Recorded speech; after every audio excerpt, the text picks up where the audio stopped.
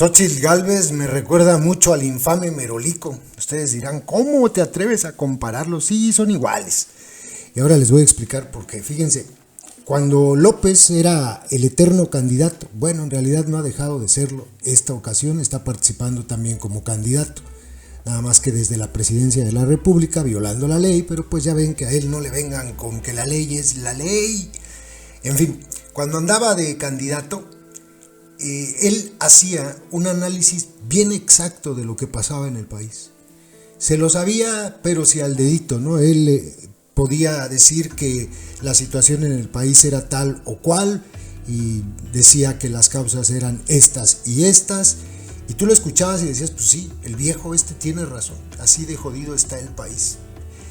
Y el problema es que cuando llegó, pues en realidad muy pocas cosas hizo por cambiar la situación. Y ya no hablemos de seguridad porque es un verdadero desastre. Él seguirá engañando a sus atolizados y engañándose a sí mismo de que ha logrado disminuir los problemas en el país. Todos sabemos que es falso. O sea, él como viaja en blindadas y como viaja escoltado y como trae guaruras, pues no se da cuenta de lo terrible que es la situación en México. Bueno, pues resulta que ya ven que Xóchitl Gálvez andaba, ¿no? Creo que ya se regresó hoy en Estados Unidos, y yo escuché este discurso que dio en el Wilson Center y la estaba escuchando y decía, mira, tiene bien clarito lo que pasa en México. Sí, efectivamente. Habla sobre todo el tema de inseguridad, que lo toca y tiene pues razón en el análisis que hace. Pues es la realidad del México que está dolido por tanta violencia y la incompetencia del gobierno para poder solucionar el problema más grave que padecen todos los ciudadanos. Tiene razón. O sea, escuchar su discurso es como escuchar el diagnóstico de López cuando estaba en el gobierno el genocida Calderón o el delincuente Peña Nieto. El problema es que cuando llegan al poder, y pues, obviamente Xóchitl no va a ser presidenta, pero vamos a imaginarnos que llegara a hacerlo, pues pasaría exactamente lo mismo que pasa el día de hoy.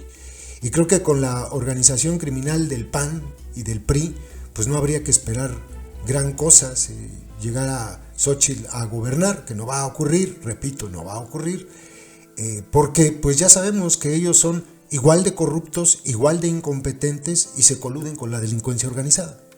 Entonces, por más que diga Xóchitl que este es el estado físico del paciente, mire, se está muriendo el paciente, pues sabemos que no va a hacer absolutamente nada en caso de que llegara al gobierno. Vale la pena que escuchen el discurso completo, pónganle atención, porque lo que dice es la realidad del país.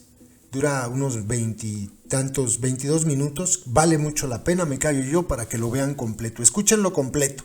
Es un diagnóstico certero, algo que pues obviamente todos conocemos, pero pues de eso a que llegara el PAN o el PRI a cambiar las cosas, pues sabemos que es falso, eso no va a ocurrir.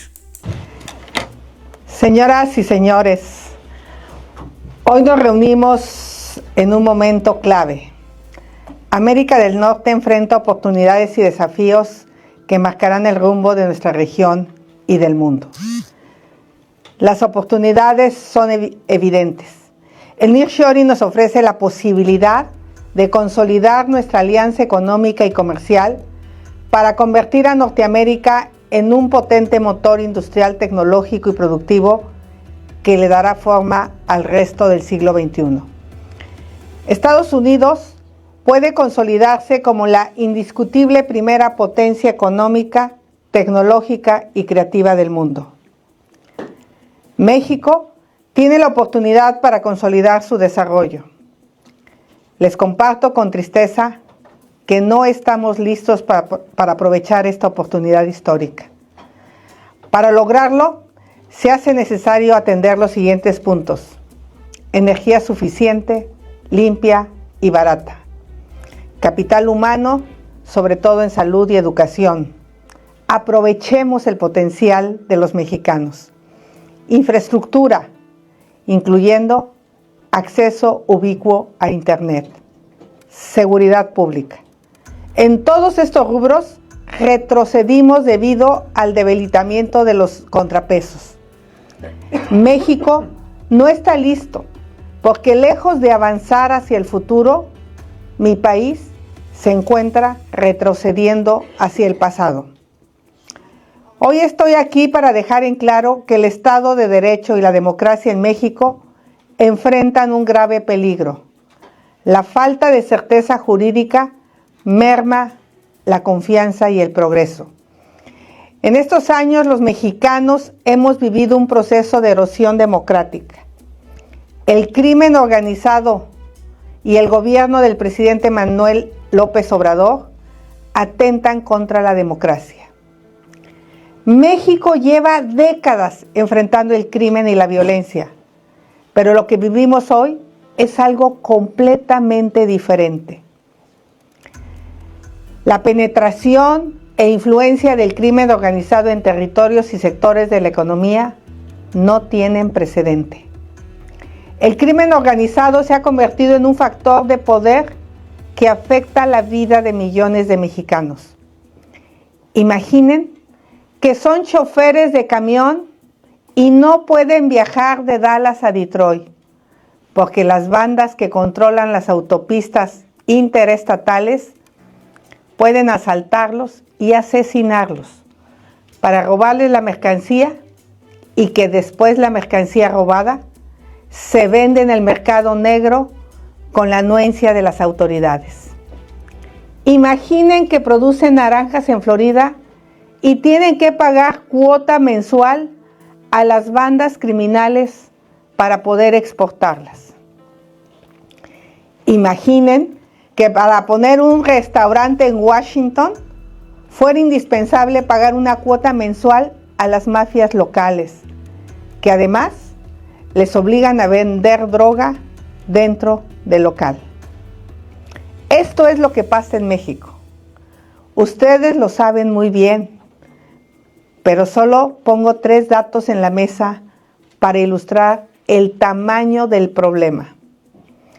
Según un estudio publicado en la revista Science, el crimen organizado es el 5º empleador más grande del país.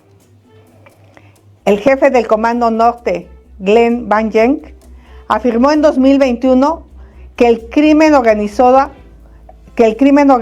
controla 1/3 del territorio de México. Según el INEGI, la Agencia Oficial de Estadísticas de México, el homicidio es la primera causa de muerte entre jóvenes de 15 y 35 años. El gobierno del presidente Andrés Manuel López Obrador ha acelerado y agravado este proceso a niveles sin precedentes. Destruyó las instituciones civiles de seguridad y abandonó a las policías locales, sin que la Guardia Nacional, creada por su gobierno, dé resultados. Ha vulnerado la esencia de las Fuerzas Armadas, asignándoles tareas que los distraen de su función de seguridad nacional. Más que una estrategia de seguridad, hubo una negligencia criminal, aplicando su eslogan de campaña: abrazos, no balazos. Los abrazos han sido para los delincuentes y los balazos para los ciudadanos. De facto, el gobierno mexicano dejó de pelear por la seguridad de la gente. En el mejor de los casos, López Obrador es débil e incompetente ante el crimen. En el peor, lo aprovecha para consolidar su poder. Por eso, ha debilitado a las autoridades electorales y ha atacado una y otra vez al Poder Judicial. Imaginen la siguiente escena en el contexto de Washington y de la democracia estadounidense. En mayo pasado, un gobernador mexicano llevó a las puertas de nuestra Suprema Corte de Justicia 2 ataúdes de tamaño real. Dentro de los féretros había 2 maniquís con los rostros de la ministra presidenta y un ministro de la Corte. ¿Cuál fue la falta que detonó esta grotesca protesta? Los ministros ahí representados osaron declarar inconstitucional una ley introducida por el presidente y apoyada por su partido que pretendía eliminar la autonomía de las instituciones electorales. Para el presidente López Obrador, un voto adverso de un ministro de la Suprema Corte equivale a una traición. Hoy amenaza con reformar la Constitución para destituir a los ministros de la Suprema Corte. Esto sería el fin de la independencia judicial en México y del único contrapeso que sigue de pie. En sectores como la energía, se cambiaron las reglas del juego de manera ilegal, forzando a las empresas a recurrir al litigio o negociar favores políticos, en un perfecto ejemplo de capitalismo de cuates. López Obrador también ha atacado, amenazado y presionado como ningún otro presidente lo había hecho a los periodistas y medios de comunicación. Hoy, México vive un proceso electoral con los dados completamente cargados a favor de la candidata del presidente. Ella cuenta con los recursos y programas del gobierno para intentar comprar el voto de los mexicanos más pobres. A pesar de sus promesas, este gobierno ha fomentado el capitalismo de cuates. Los dos proyectos insignias de este gobierno han costado 3 veces más de lo presupuestado debido a la corrupción. En investigaciones periodísticas recientes se ha mostrado que los hijos del presidente se han beneficiado del tráfico de influencias. La corrupción es escandalosa, incluso para los estándares mexicanos. Amigos, sé que describo esta situación cuando ustedes también enfrentan un momento complejo. Este gran país tiene sus propios desafíos. Para Estados Unidos, la relación con México se ha limitado a 2 temas: migración y tráfico de fentanilo. Una agenda tan limitada es un enorme déficit de imaginación y de ambición. Recordando la memoria del gran académico Robert Pastor, debo decir que nuestra relación es mucho más diversa, rica y positiva. El potencial es enorme. Sin embargo, tengo que decirles con toda claridad, la continuidad de Morena en el poder es garantía de que ni la migración, ni el fentanilo, ningún otro problema bilateral encontrarán solución de largo plazo. Solucionar los problemas de migración y fentanilo requiere 3 cosas que el actual gobierno de México no tiene: visión de Estado, capacidad institucional y voluntad genuina de colaboración. La candidata del presidente solo promete continuidad y dice que México está mejor que nunca. No hay visión de Estado. López Obrador ve a la migración como un arma de chantaje sobre el gobierno de Estados Unidos y ve al fentanilo como un problema de los estadounidenses. No hay capacidad institucional. López Obrador ha destruido y debilitado las áreas de inteligencia y seguridad civiles y militares. Entre otras cosas, las usa para perseguir a la oposición y a periodistas críticos. Los carteles que controlan el tráfico de drogas y de migrantes seguirán expandiéndose. No hay voluntad de colaborar con Estados Unidos. La visión populista nacionalista de López Obrador tiene una sola prioridad: mantener a Estados Unidos lejos para seguir concentrando su poder. Para eso, fingirá cooperación, pero no cooperará. Hoy somos socios, pero no somos aliados. En un acto ofensivo y humillante para millones de mexicanos, en septiembre de 2023, en plena invasión a Ucrania, soldados del ejército ruso marcharon en el desfile del Día de la Independencia en la plaza principal de la Ciudad de México. En una deferencia humillante para quienes amamos la libertad, en 2021 el presidente López Obrador invitó al dictador cubano José Díaz-Canel como orador principal en nuestro Día de la Independencia. Está en el interés de millones de mexicanos que Estados Unidos sea un socio y aliado geopolítico de México. A los amigos se les tiene que decir verdades incómodas. Durante muchas décadas, la mayoría de los mexicanos percibían a la fortaleza de Estados Unidos como el mayor riesgo a nuestra soberanía como nación independiente. Hoy, la mayor amenaza a la soberanía y la gobernabilidad en México es el poderío e influencia del crimen organizado. Hace unos años, las bandas criminales se movían por caminos pequeños y brechas de terracería.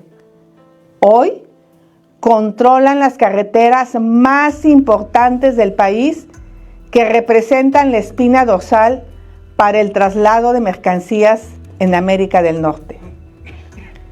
Este domingo se celebra el Super Bowl. Tienen que tener conciencia que cada plato de guacamole que se hizo con aguacates de Michoacán, muy probablemente tuvo que pagar una cuota por la extorsión de los delincuentes. Ante este escenario, yo planteo 4 cosas. Una, visión de Estado. La migración y el fentanilo son un problema compartido. Los problemas compartidos no pueden tener soluciones aisladas o unilaterales. 2, capacidad institucional. Del lado mexicano, es indispensable reconstruir instituciones para lidiar con los desafíos actuales. 3, voluntad genuina de reconstruir la confianza con una agenda bilateral amplia y diversa, que ayude a resolver nuestro problema como socios y aliados, sin dobles discursos ni intenciones de chantaje. 4, para encontrar soluciones a nuestros problemas, necesitamos pensar fuera de la caja. Compartimos el mismo destino. Enfrentamos nuevas amenazas a la soberanía de nuestras naciones, retos de salud pública y desafíos de seguridad.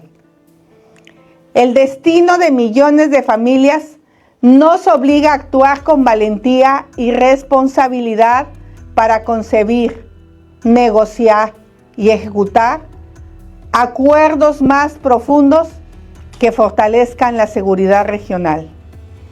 La ley electoral me impide hacer propuestas específicas de política pública, pero sí me permiten escuchar el sentir de los mexicanos que viven en ambos lados de la frontera. Expertos me han planteado la necesidad de crear una agencia de aduanas para América del Norte con personal binacional, altamente capacitado, certificados por ambos países, que tengan el doble mandato de frenar la importación de precursores de fentanilo desde Asia y detener el contrabando de armas de fuego de Estados Unidos hacia México. En la lucha contra el cambio climático y la protección de los bosques, los jóvenes ambientalistas me han propuesto la idea de crear una agencia norteamericana contra emergencias climáticas. México lleva 3 sexenios buscando una política de seguridad pública que nos ayude a recuperar la paz y la tranquilidad de la gente. Estamos hartos de la violencia y de vivir con miedo. Hace unos días, un amigo estadounidense, por cierto, de aquí de Washington, me compartió el dolor de que sus hijos universitarios han asistido a 5 funerales de amigos y compañeros, quienes han fallecido por sobredosis. Como les dije antes, en México, el homicidio es la principal causa de muerte en jóvenes de 15 a 34 años. Estas muertes de jóvenes mexicanos y estadounidenses generan un dolor real, un terror palpable en la vida de nuestras comunidades. No podemos enfrentar desafíos inéditos con respuestas e instituciones convencionales. Salvar las vidas inocentes de nuestros compatriotas, devolverle la tranquilidad a las familias, es la mejor manera de defender nuestras soberanías. No podemos quedarnos con una visión del siglo XIX de la soberanía nacional para entender los desafíos y amenazas del siglo XXI. Que la confianza mutua y el respeto entre ambas naciones nos permitan concebir diseños institucionales y esquemas de cooperación que demandan las circunstancias. Finalizo mi intervención ofreciendo 2 escenarios para el futuro de México y Estados Unidos.